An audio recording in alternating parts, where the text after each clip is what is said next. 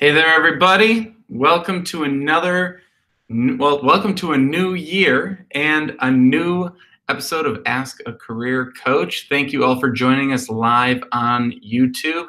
Really excited to get your questions today and work together with everyone to kick this year off right.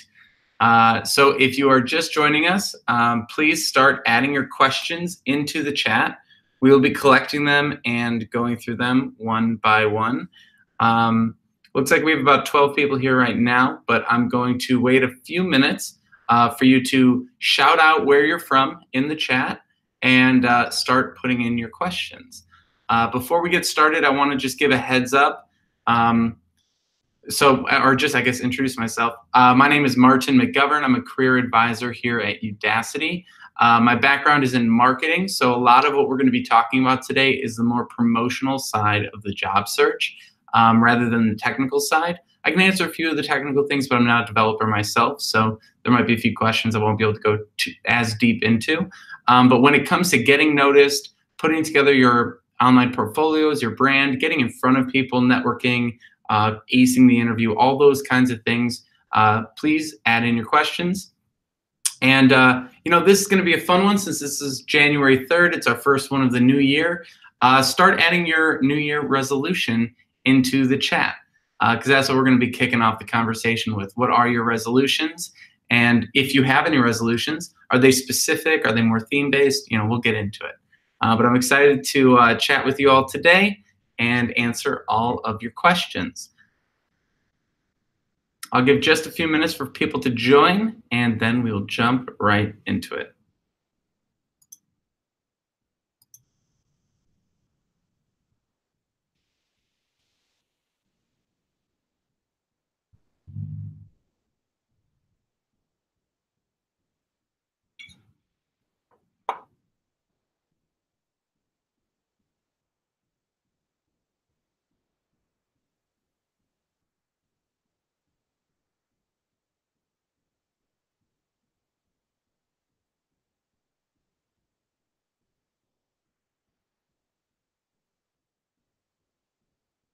Wolverhampton. Is that someone's name or is that a location? That's really cool. I'm just following along here as we wait to allow people to join.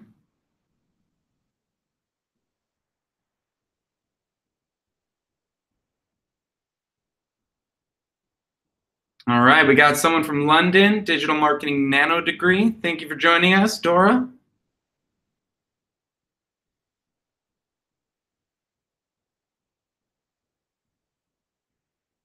Code and get placed. Thank you, Sanjeev, for your, Pranajal.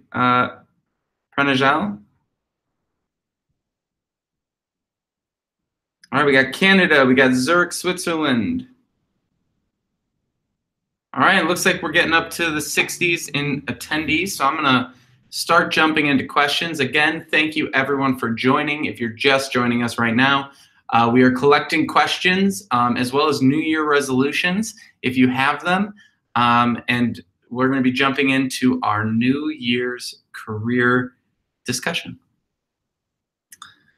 So the first thing that I wanted to chat about today, as we're getting into the questions, is the idea of getting ready for a new year. We just posted a video today and last week about making networking a New Year's resolution, as well as how to decide what you want to be doing next in your career. What I find is that a lot of folks are reaching out and just saying, what should I do? And it's kind of hard to give answers, when there's not as much context and, I'm not you, I'm not in your head. But there are a few things that we can do to make the entire journey a little bit easier. One of the hardest things about trying to make a decision around your career, especially as we go into a new year, is the idea of lots of possibilities, right? The world is our oyster. But the problem is that when you have so many options, you can do this, that, the other thing, you can live here, there, or wherever. When you have all these options, it's really difficult to decide which option to move forward with because we don't want to eliminate things. There's a fear inside a lot of us to about making the wrong choice and eliminating options down the road. But the problem is is this concept of analysis paralysis. And in the video that we just shared recently, earlier today actually, if you're walking down the toothpaste aisle and you're looking at all the different toothpastes, and one says tartar control and whitening, and the other one says a number of other things, how do you actually compare these different things? There's too many variables. There's too many different types of toothpaste. It's overwhelming. And so what we have to do is just kind of trust our gut and go with what we think is right. We'll figure out whether it was right or wrong as we go and learn and do the thing. When it's just in our head, it's a bunch of ideas floating around. But when we're actually doing it, when we're talking to people who do the job, we're trying out projects on our own, we really learn pretty quickly if it's right or wrong. So for instance, when I was younger and I thought I wanted to go into graphic design, I started designing logos for people, just friends, bands, small businesses. And I quickly learned it was not the thing that I wanted to be doing, because it was just not the way my brain functioned, sitting there for 10 hours creating a logo. But those are the things that we start to realize once we do it. It sounds great in your head, but once you're doing it, once you're practicing it, you'll find out pretty quickly if it's right or wrong. So I encourage all of you as we go into this new year to spend less time thinking and more time doing the things that you're curious about or suspect to be the right answer. And then when you find out it's right, you keep going with it. And if you find out it's not quite right for you, you delete it and never look back. So for instance, these videos, something that I enjoy doing, but I'm finally really digging in. So that's what we're all working on. We're all just trying to find that thing that makes us be like, yeah, this is what I enjoy doing. And so give a shout in the comments if you already have a suspicion of what that thing is for you. And let's dedicate ourselves in the coming year to confirming or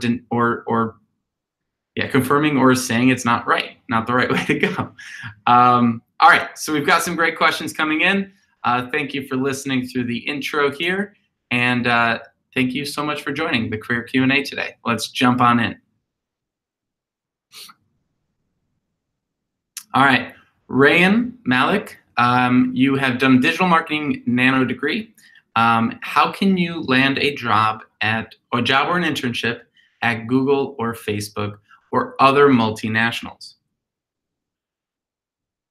This is a great question.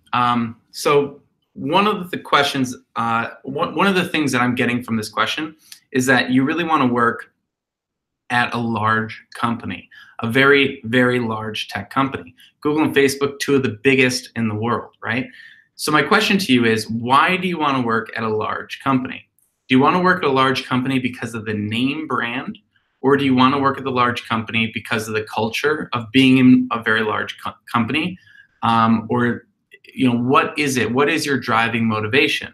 And then when you're thinking about Google, Facebook, or other multinationals, they're going to ask you, why do you want to work here? And if you say, I want to work here because it's a big company or because it has great brand value that will improve my personal, value in the marketplace of jobs, like having Google on my resume would be really cool. That's not a great answer as to why you want to work at Facebook or Google.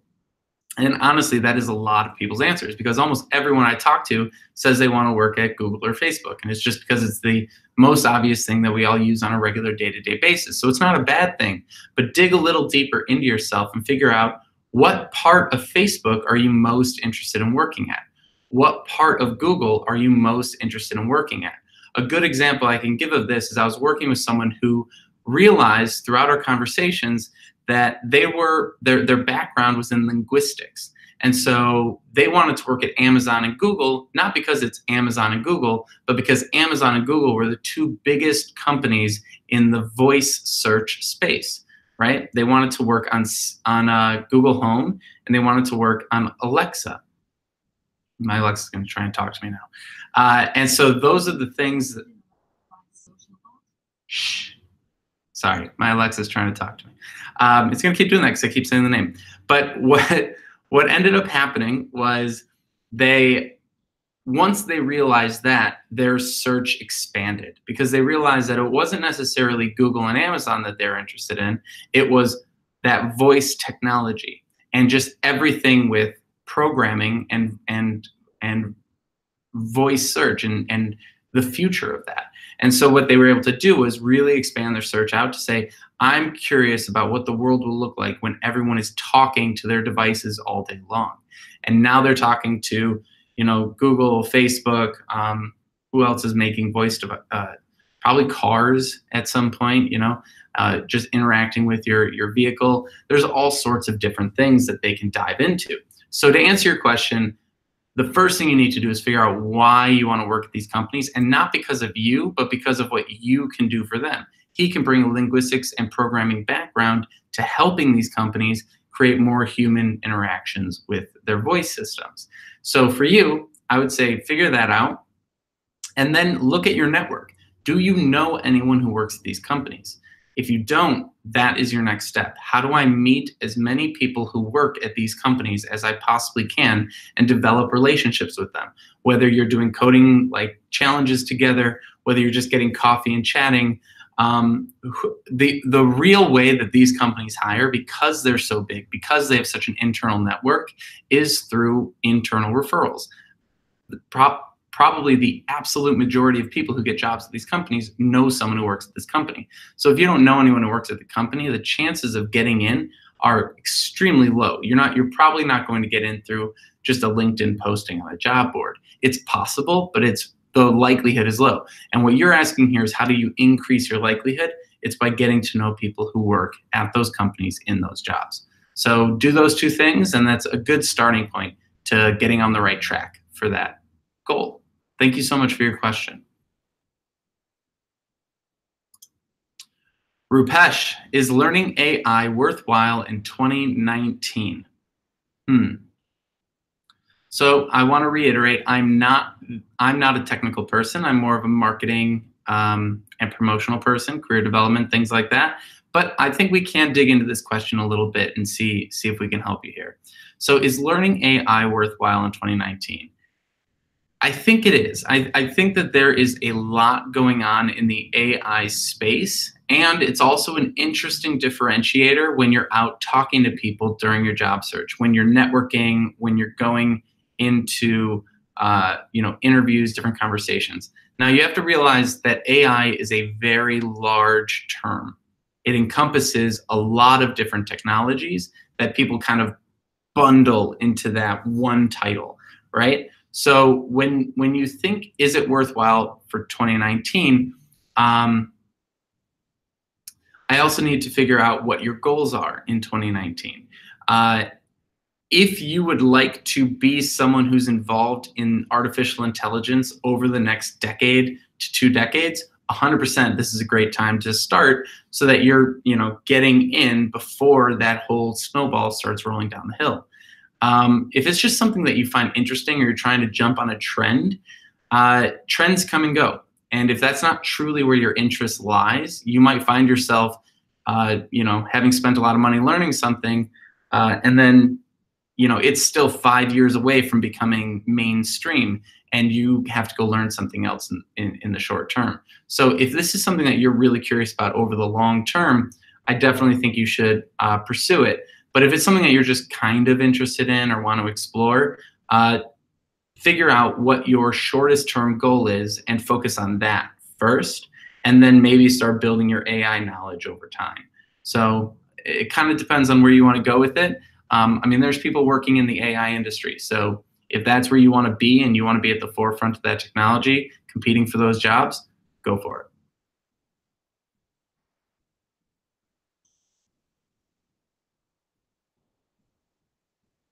Sanjeet, I'm looking for a job in a foreign country. What should I do? I don't have much experience. This is going to be very contingent on the country you're trying to move to and the country that you're in. So if you want to share that in the chat, maybe we can add a little bit more detail into this question by the end of the call. But it's really tough to, I'm in America, right? And trying to get from one state to another is a fairly difficult thing for some people, because they don't have the network there. They don't have the built-in, and like we've said on a lot of these calls, 80% of jobs are found through networking. So if you don't have a network in the area you're moving, you have to first build the network and then get into the job. Now, there are cases where you don't need the network, but chances are you need to meet someone who works in that area, even if it's the hiring manager for the role you want. So how do you get a job in a new country? Gosh, I've never done it myself, so it's hard for me to really give a lot of context on this one. If anyone in the chat here, because we have over 100 people here from all over the world, if you have gotten a job in another country, connect with Sanjeet and see if you two can talk about strategies for how to do that. It would definitely start with building a network in that country, maybe moving there and then building a network. I'm not sure what your financial resources are or family situation. So it's a bit too complex of a question for me to fully answer here, but let's try and bring it into the chat, see if we can help each other, and see if maybe we can even take this into Slack later and get super specific. But thank you so much for your question, Sanjeet. Hopefully we can get you a little bit more information in the chat.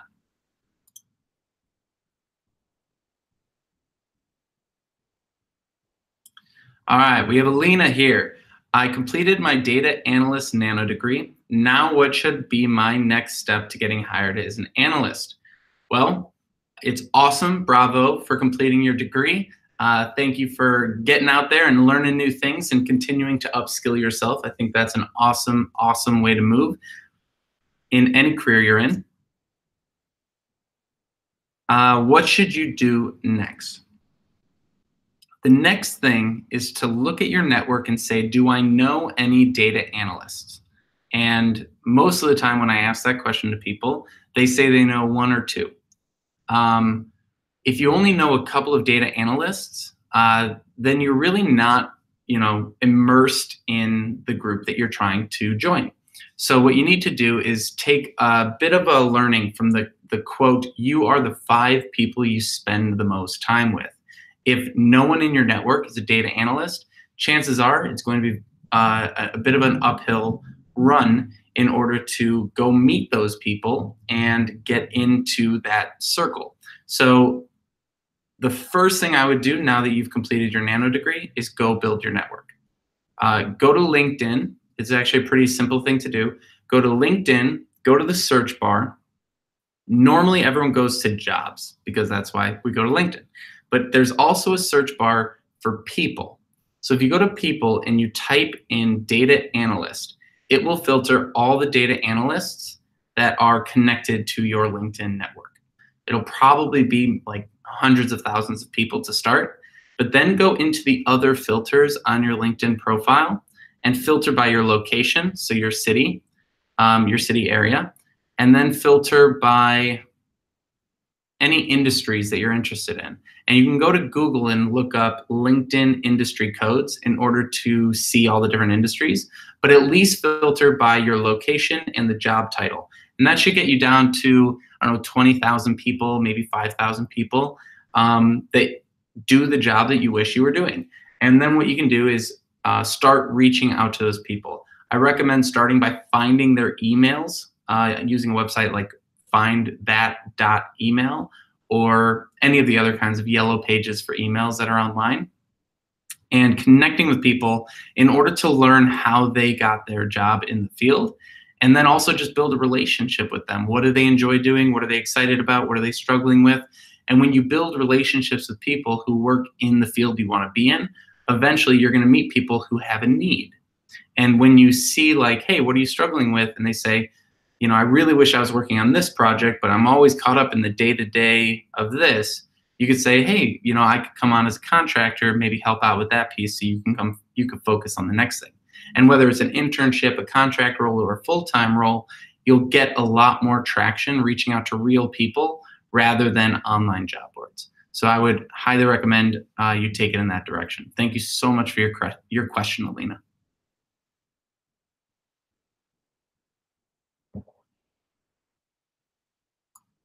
All right. Thank you, everyone. Thank you for putting in your questions here. We've got a lot pouring in. I'm really excited to get into these.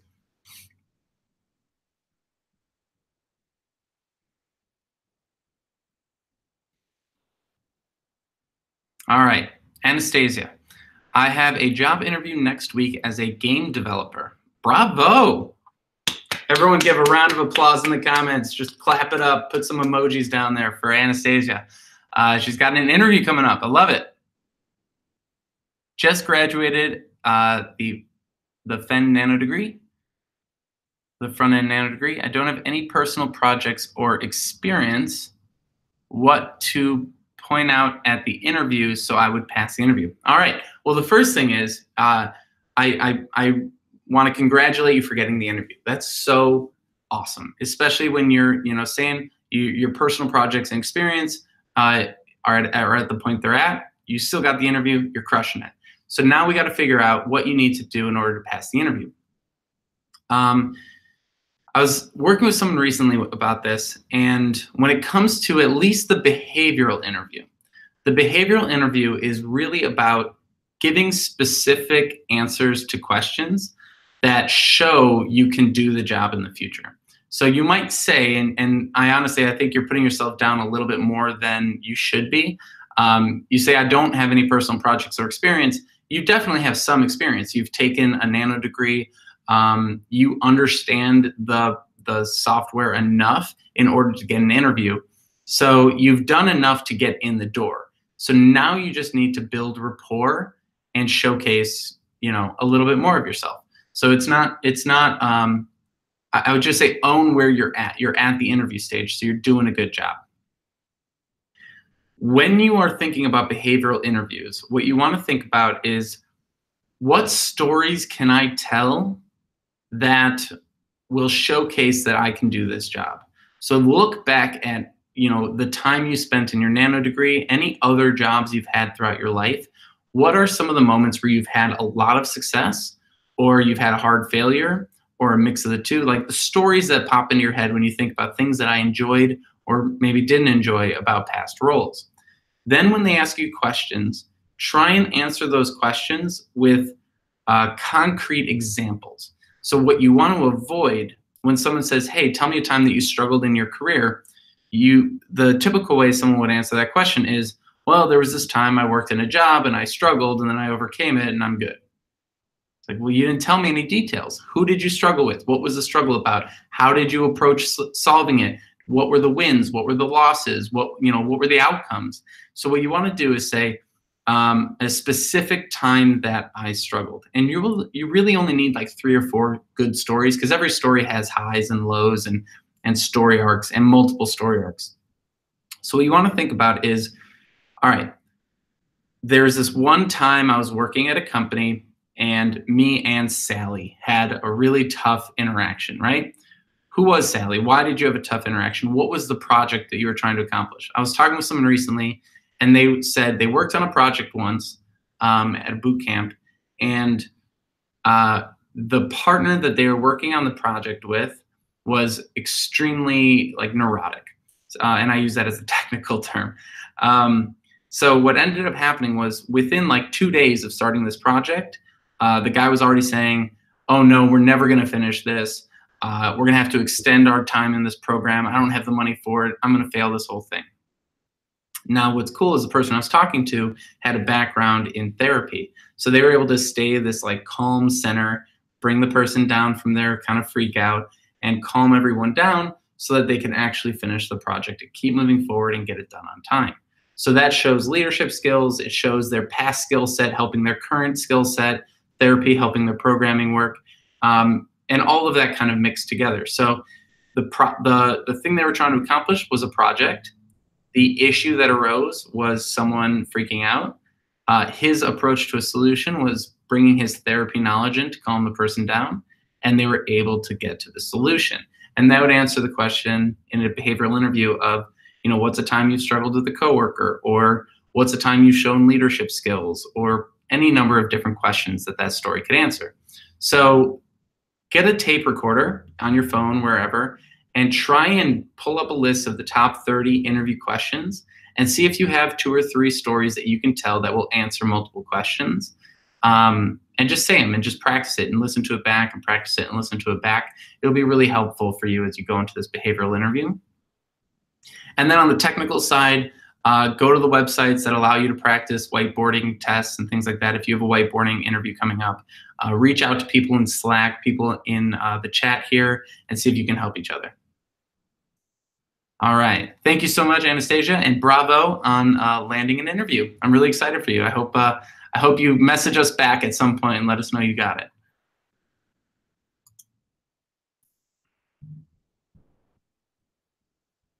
All right. It looks like our next two questions are related to the last one, so I'm going to read through them and see if we can add to it at all.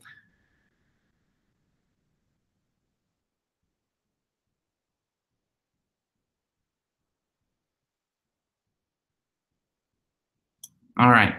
The first one by Michael Wang. Thank you so much for sharing the question here. I'm going to focus on are the projects from Udacity enough? Those you said those projects look just like an assignment from college. All right. Are the projects from Udacity enough? I think anytime you get to a point where you think you have enough, you should probably start building something new. We live in an age of content, information, and constant learning throughout your life. So the reason I push back on this is if you say it is enough and you stop, and then 4 or 5 months go by and you're job searching, whatever, and you haven't done any other work, it's going to show a big gap in your GitHub or whatever it is that you're using to record this information. So I would say it's not enough. I would say you always need to be building something, working on something, exploring new things, learning new things, as long as you don't use that as an excuse not to job search. I don't want you to fall into the productive procrastination hole where you're learning things and building things, but you haven't applied for a job in 3 months. You need to be doing both. You need to be learning a bit during the day, and then you need to be applying and networking and things like that during the day, and keep going back and forth.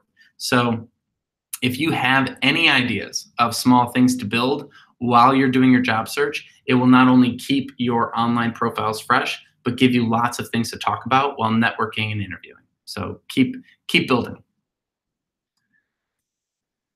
All right, Abhishek, how can I land a job, and should I pursue a full stack course? I've done my front end nano degree program. I'm going to just touch on that productive procrastination piece again. If you feel like you're out there and you're networking and you're applying for jobs and you're doing all the right things in your job search, you can keep learning on the side. But don't use learning to procrastinate your job search. So I would highly recommend getting out there and starting to network and job search. And then if you want to keep learning on the side, keep doing that.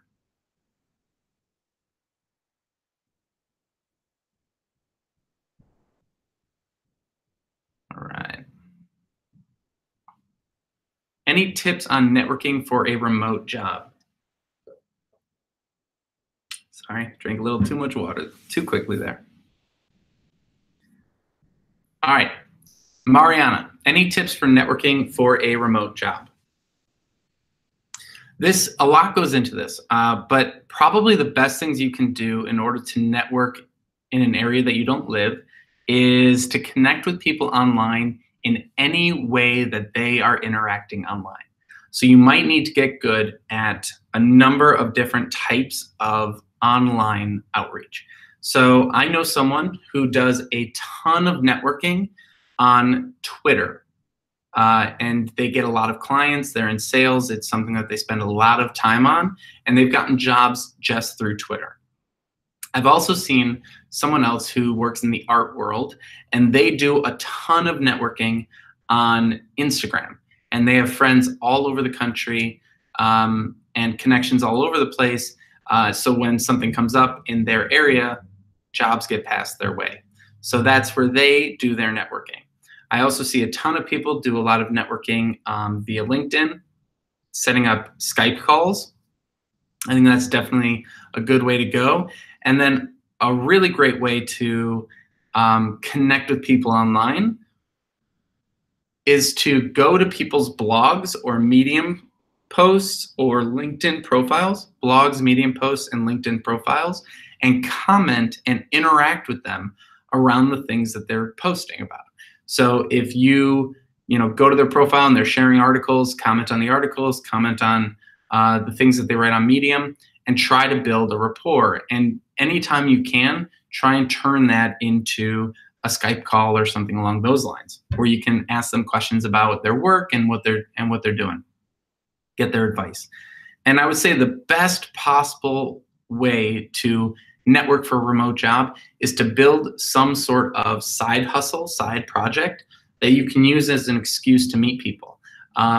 So for instance, let's say you create a podcast around sports technology, and then you reach out to all the CEOs and VPs and managers at sports companies that you want to work for. And you just interview them for your sports tech podcast, and you get all of their, insights and information. The next time they're thinking about hiring a developer or whatever it is that you do, you're going to be the first person in their head because you've already given them value. You've helped create a conversation that they can share with their network and all that other good stuff. So there's a lot of great ways to work remotely, or to network while remote. But I think it kind of comes down to what you're comfortable with, and then also building your comfort level and your activity on different online profiles where people are already talking about the things that you're interested in.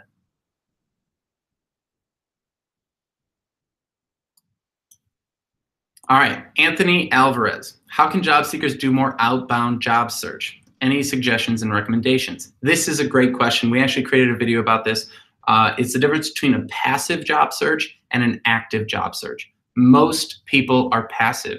They wait for LinkedIn to send them a list of 10 job listings, and then they go, yeah, I'll apply to the bread company and the shoe company and the car company. And then their brain is going in circles doing backflips saying, wait, are we interested in bread, or are we interested in shoes, or are we interested in cars? I don't understand what we're trying to say, that we're trying to accomplish. Because what's going to happen in all these different conversations, all these different interviews, they're going to say, why do you want to work for us?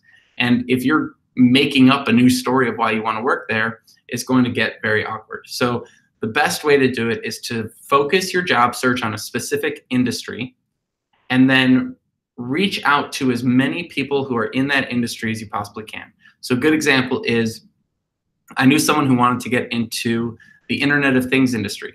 So they reached out to the parts manufacturers, they reached out to the Nest companies, they reached out to the refrigerator companies, they reached out to GE, everyone who's involved. And by the 10th conversation, they were the smartest person when it came to Internet of Things, because they had so many different perspectives. So if you want to do an outbound job search, know what job title you want and know what industry you want to be in, and then really just go talk to as many people as possible. As you're talking, learn what problems that they have, and eventually you will find a solution that pops up. Or actually, at the end of each conversation, ask if there's anyone else that they would recommend you connect with, and ask, in the future, would you be open to passing along my resume? And then create notifications for all those companies that you've met with. And when jobs pop up, you reach out to that person, they refer you, boom, you're on your way to a job.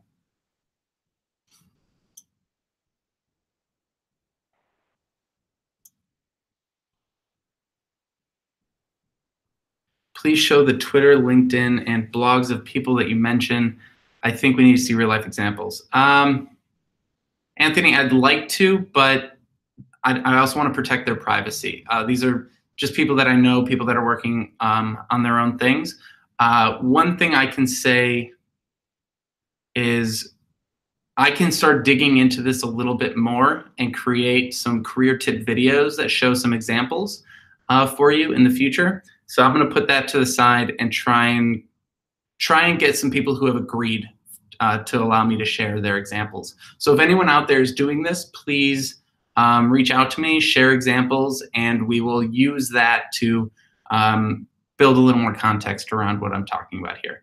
I don't want to share some of my friends and things like that without their permission. So I appreciate that follow-up, and I'll try my best to get some real life examples for you.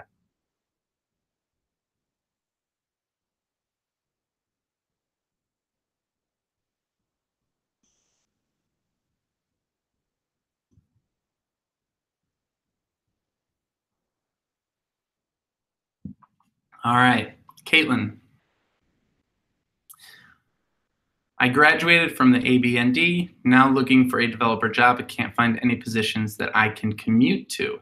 I've also been having a hard time finding junior positions that are remote.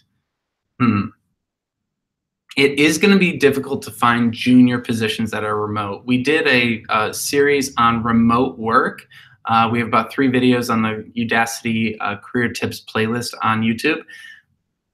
One of the things that I found when I was talking to people who have remote jobs is that they got their remote job by turning their in-person job into a remote job over time. So they would work from home 1 day a week, then 2 days a week, then 3 days a week, and then eventually they worked from home. That's difficult to do because you have to get the job first, then work there for a while, build credibility, and then be able to make that transition. Thankfully, there are lots and lots of companies who are now entirely remote, or at least more and more. I'm not sure how many are out there, but being a remote worker is becoming more and more common. It's hard to do as a junior role, though, because they want you in there being trained by the team and learning all their processes and different things of that sort. So it may be difficult to find those remote junior positions. If you could follow up in the chat with where you live, that we might be able to get a little bit more detailed here. If there's truly nothing that you can commute to, meaning you're 2 to 3 hours outside a city and there's not really that many jobs around you, something along those lines, you may need to consider moving. Of course, I don't know your life circumstances, so it's hard to, really give that as a strong, as a strong point. But that is something that you have to sort of figure out when you're defining what you want to do as a job. Are you willing to commute 2 hours, or are you willing to move, or are you willing to, what are the things, right? There are a lot of different things that come along with a job, and sometimes we have to adjust our life around the job if that's what we want to do, if that's the most important priority. Need a little bit more information there, but I hope that was able to kind of push towards an answer for you.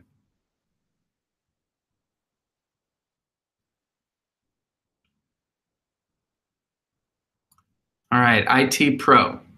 How can we find apprenticeships as a Udacity grad when they are not posted? Apprenticeships. That's a really good question. I think sometimes because apprenticeship is not a common job search term, it's not, there's no like website that just lists tech apprenticeships, or at least not that I know of. If you know of one, please add it in the chat and share it with everyone so that we can add it to our tool belt, our bat belt, as you might say, and our utility belt. That's what I was thinking. I would start by looking at companies that are hiring for entry-level and internship roles. And when I say looking at it, I mean when you see a job posting, typically a company is hiring for more than just the one job. So you can kind of take the job posting as a little red flag that says, hey, our company is growing. Our company is looking for help. So what you can do is you can say, all right, if they are looking for help in this area, they probably have needs in other areas. I'm going to go talk to people who have the job title that I wish I had, and I'm going to start getting, building a network in that area. Then you can ask them if they do apprenticeships. Now, a lot of people won't know what that means, but they might just call it an internship, or they might call it, what was it? Like a rotational program. There's a lot of different names for it. So that's going to be something that you're going to find by talking to people. You're probably not going to just it's probably not going to just fall in your lap. So if that's really what you want, if you want an apprenticeship, I hope maybe some folks have some websites that do post these kinds of things. I've not seen a ton of them, but that's going to be something you're going to get by talking to people saying, I'm looking to be an apprentice. And maybe you can be an apprentice to someone who's got a startup that's really interesting that you'd like to join. Who knows?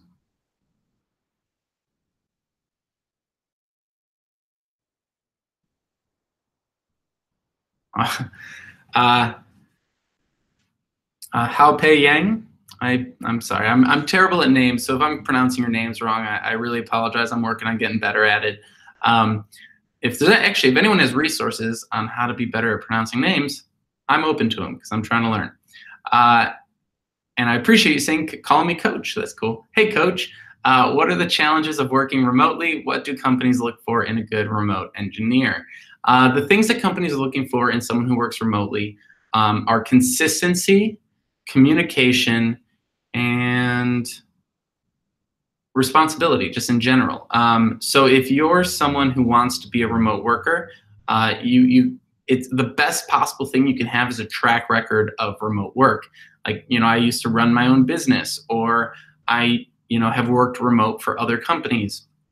That's going to be the most solid thing that will set you up for finding a remote role in the future. The next most solid thing is to have some sort of like blog or online profile that you're updating on a regular basis. If, let's say you have a YouTube channel and you update it every single day for a year, it shows that you're consistent and you're not going to just disappear for a week and leave them high and dry. So those are the kinds of things. They want to make sure that you're consistent, that you're reliable, and that you're responsible and all that kind of stuff. So the more you can do to create your online presence that is human, a good picture on your LinkedIn, a bunch of videos so that I can watch them and actually see what you look like, because I'm never going to see you in person. Writing and sharing and updating your GitHub, like all these things are going to be the things that mark you as a reliable person on the internet. And that's like, if you ever are trying to find, I don't know, a plumber, and you go to their website and there's no ratings and reviews and they haven't updated their blog in 10 years and there's no face attached with the name, are you going to really want to hire them? You want to hire a plumber who has like a video on their website saying, I'm going to be your plumber, I'm going to show up. You want to hire the person that has 100,000 reviews and they're 4.5 and above. You're going to want to hire the person that, your friend has hired and they've done a good job. All those kinds of things. So the more you can humanize your online presence, and the other way to put that is to build a personal brand, the easier it's going to be to get a remote job. And then you got to figure out how to target companies that hire remote workers. Not every company does, but more and more are. So really spend your time trying to figure out, well, who does work remote? Hit up the Reddit about finding remote work. I'm sure there's a ton of great resources there as well. And just do more research. I appreciate you asking this question. It's definitely a tough one. It's one that most people who work remote, it's like a serendipity thing, or it's something that they progressively get closer to over time. It's hard to just start in a remote role when you've not had any experience doing it. But again, it's something that you can accomplish as long as you spend the time.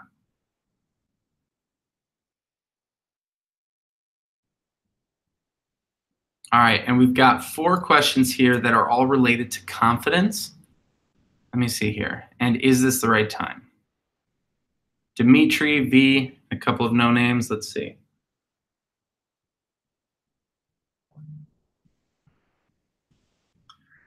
I'm freshly graduated, been doing projects, want to develop a career, started data science. Is it right to do it now? I started data science to get better at data insights. Is it right to do this now? Confused to know yeah, I'm interested.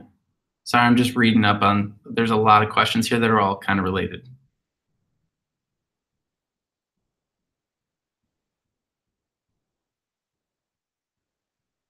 All right, so the first thing I want to address here is I graduated from a flying car nano degree. This is Dimitri, but I don't feel confident in my skills to apply for a new job. My background is software engineering, but I've never worked in robotics. So the first thing that I want to tackle here is the concept of experience. Experience is not something that is only related to the very narrow, specific title that you're applying to. As a matter of fact, most people who are applying for a job have never done that job before. That's why they're applying for it. They've done other things that have set them up to be good for that role, but they've never actually done that role. If they were doing that role, they wouldn't be needing to apply for that role. So when it comes to experience, you have to take into account all of your experience. Any internships you've done, projects you've done, education you've gotten, all of that plays towards your experience. And then you need to practice talking about that experience and how you've developed as a professional over time. If you go in and you think you have zero experience, it's going to show. So we do need to tackle that. And the way that you tackle that is by sitting down and writing out all of your accomplishments over time. What were the things that I learned? What were the things that I built? How did people enjoy working with me? I was working with someone the other day, and they were, feeling really bad about their job because they really wanted to move into PR, and they worked in recruiting, but they couldn't get into PR because everyone knew them as a recruiter and didn't want them to, leave the team. So they actually got blocked from a number of different jobs because they couldn't get into, because the team wanted them there. And so they were looking at it very negatively. But you actually have to change that and say, wait a second, people like working with me so much that they're blocking me from getting a different job because they want me to keep working on this. They like my work. That is a positive thing that now we can take as motivation to go find that next role and find a way to circumvent these blockers. So when you're approaching the job search, start approaching it from, I need to learn what it takes to become a flying car, to work in the flying car and robotics industry. So if you approach it from, I need to learn what it takes to get into robotics, all your conversations are talking to people about, what's your background? How did you get into this? What are the things that you would recommend that I do? If you ask for advice, your chances of getting a job go up. If you ask for a job, your chances of getting a job go down. So you always want to ask for advice, not a job. So then what you can say is, all right, I've talked to a dozen people, and this is something that actually happens in advertising quite a lot. It's like you talk to a dozen people and you realize, oh, I actually do know this. Like, you'll find out that these people that you sort of look at and think are the smartest people on earth are all doing the same thing you're doing. They're trying to learn. They're trying to stay on top of trends. They're trying to just, get their work done, go home and be with their family. So you'll find out pretty quickly as you talk to people where you stand in the entry level to senior level. And you'll also see, oh, the people that are entry level or intern or whatever it is that you're trying to do are pretty much like me. So I do have the chops. If you find that you truly don't have the chops, then you have to say, how do I get the chops? And go do a little bit more education or build a few projects or whatever you need to do to get there. So you build confidence by talking to people and by doing the work. If you're just sitting here in your head, giving yourself negative talks about not being good enough, let other people tell you that you shouldn't get the job. Don't tell yourself. Have a little bit more faith in your ability to accomplish. I mean, you already graduated the nano degree, which means you have enough chops to graduate a nano degree. And that is a step in the right direction. So you're already doing a great job. Just keep it up. And anytime you're getting those negative thoughts, just try and be like, hey, I hear you, but I need to move in this direction. So we're moving forward.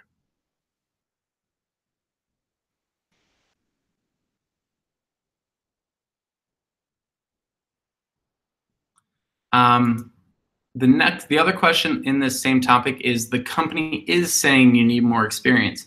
And my question to that is, are these actual people that you're talking to who are saying you don't have the experience? Or are these automated replies from job boards saying you don't have enough experience?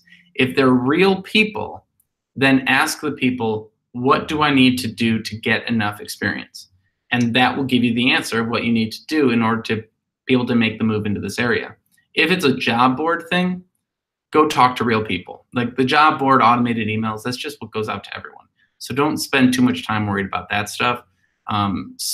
If a real person tells you you're not qualified, first of all, assess whether or not they are qualified to be telling you if you're qualified.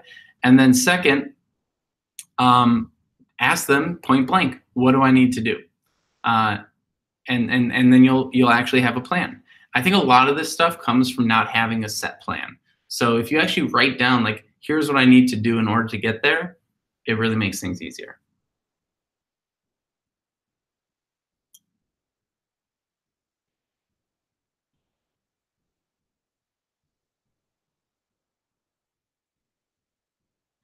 So we have a question here, and it's not, I don't have a name with it, but it says, I'm confused to know what suits me. I'm interested in artificial intelligence and started to learn, but sometimes I did not enjoy or feel comfortable, and I'm afraid it won't suit me. What can I do? Gosh, that's a hard question because I just don't have enough information. But when it comes to figuring out if something suits you, you have to separate your interest in the industry and the topic and the future of that thing and how it helps people and what it could be from the day-to-day work, grind, struggle, boring stuff. Making these videos and talking to you is super fun, but editing videos and researching stuff, and I mean, that's not nearly as much fun, right? So, and also, writing emails and doing all that, it's like there's a whole job around the thing that you're interested in. The question is, what do you find most interesting intellectually that makes the pain worth it? So if you're following things that are intellectually stimulating for you, yeah, every job has grunt work, has grind, has things that aren't super exciting, meetings that you have to sit in, right? But at the end of the day, if the thing that you're working on, big picture, does interest you, the grind is a little bit easier. Back when I was working on things that didn't interest me, the grind was harder. And so ask yourself, what is it about artificial intelligence, big picture, that interests you, and where is this going? And then ask yourself if the daily grunt work is worth it to move in that direction. And then see, maybe there's something else in your life that's more interesting. Maybe fitness is more interesting to you, and you want to take your technical skills into a company that's building fitness apps. I don't know. But that's the kind of stuff that you need to figure out. So if you're sitting there and you're just in your head worried about these things, you're not going to get an answer. You have to write it down, talk to people, and really figure out, outside of your head, why this is the thing that you're interested in. Oh boy, we get a lot of questions here. Sorry, I'm not going to be able to get to all the questions. We've only got about 8 minutes left, but I'm going to try to get to as many as I can.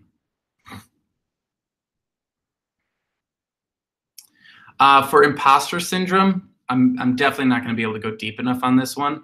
But we have a question. I'm suffering from imposter syndrome. What can I do to motivate myself? We have to realize that all of our thoughts, positive, negative, imposter, all that stuff is exactly that. They are just thoughts. They are not the real execution of whatever it is we're doing. I mean, there are unbelievable numbers of conversations where I'm talking to a PhD person who says, well, I'm overqualified and they don't want to pay me. They want to hire someone young. And then I go talk to a young person and they're like, I'm not qualified enough. They want to hire someone who's a PhD. And it's all in our heads. The only way to get past imposter syndrome is to say, I hear it. Let's put that to the side. I feel like an imposter. Great. Now who do I go talk to in order to learn more? The more you learn, the less of an imposter you feel. But we always have more to learn. So of course, there's always more to do. So, I mean, there are people who never overcome imposter syndrome who still get jobs, who still go do interesting work. They just, have to realize that this is just a thought, just a feeling. And that if you can just quiet your mind a little bit and focus, you'll get back to doing things, which is more important than thinking if you're qualified. You can think you're unqualified and still create a great project. Now, if you create projects that aren't working and this really isn't what you're good at, then that's a different story. But it seems like you've identified that it's imposter syndrome. You probably do have the skill set. Just don't let the imposter syndrome stop you from creating something. Just go create it and then create something else, and then go talk to another person, and then go create something else. If you just keep doing that, you never have to prove yourself. The work is proving it as you go.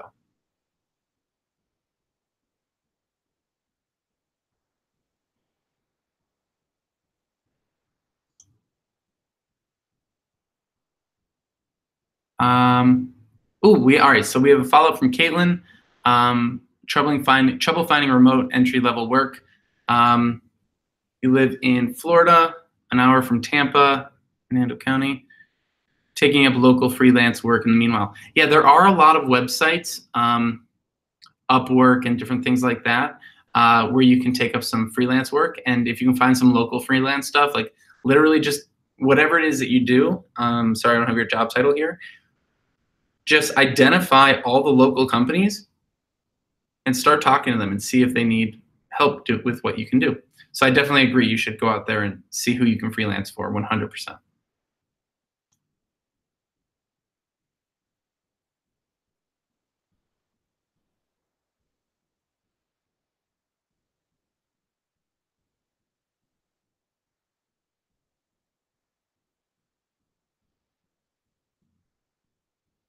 All right, let's see if I can get one more in before the end here, maybe two.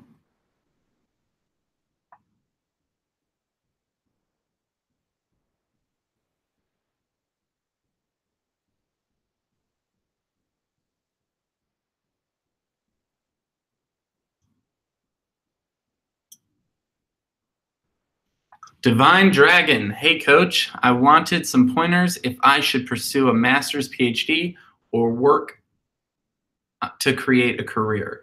Details include the following. I love studying, I live in Pakistan, and industry here is messed up.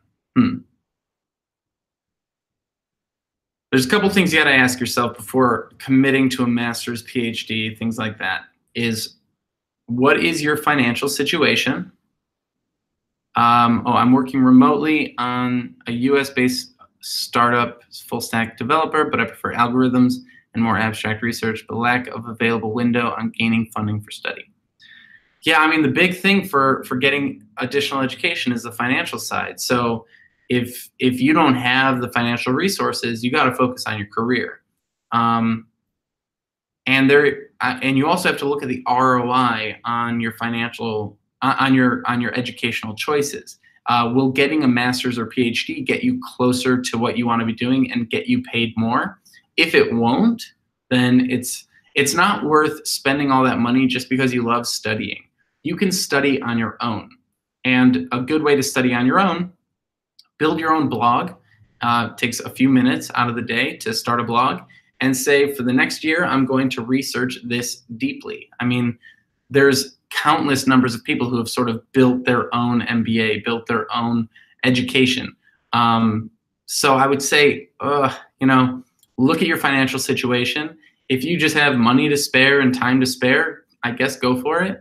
But it sounds like you're working on stuff. You're doing interesting things. You could probably spend that time building an online persona, brand, whatever, and getting more clients and getting more work.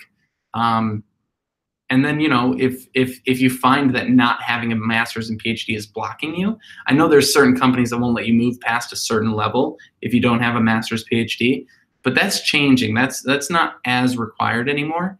It still is required in certain things, but make sure that that's what you're going after if you're going to go after it. Yeah, so I would say if you've already got work going on and you know what you want to learn and you could teach yourself, then teach yourself or use a combination of different online certification programs and skill programs. And then, if you do have the money and you do have the time and it's really going to help you and give you good ROI, a master's isn't a bad thing, but it's just expensive and it's, something that takes a lot of time to get. All right, that's it for today. Sorry we didn't get to everyone's questions. Really, really happy that you guys all joined us today. We had, over 100 people in the chat asking great questions. Thank you so much for joining us. RSVP for next week's Q&A. We're going to be doing these every Thursday. So we're really excited to do that. You can check out the link in the chat. Karen should be sharing it in just a second. And please give us your feedback. There's a link in the chat to fill out a survey. I'm really excited to hear how we can improve these in the future. And if you have more questions, please address them to me and send them to, just reach out on Slack. Just send me stuff on Slack and I'll be happy to include those questions in future videos. So thank you so much for joining us today. My name is Martin and I look forward to chatting with you and answering your questions again next week.